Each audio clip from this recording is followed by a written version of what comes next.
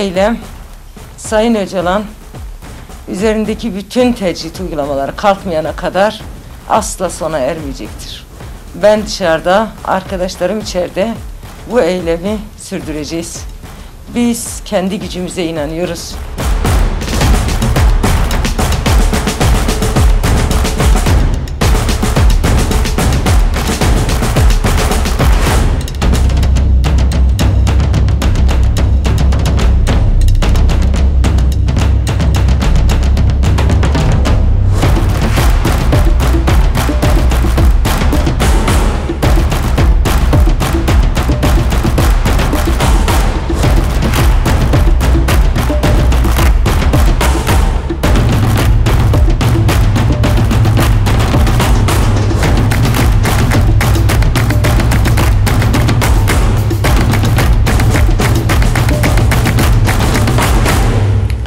Bu direnişin mutlaka başarıyla sonuçlanacağına olan inancımı koruyorum.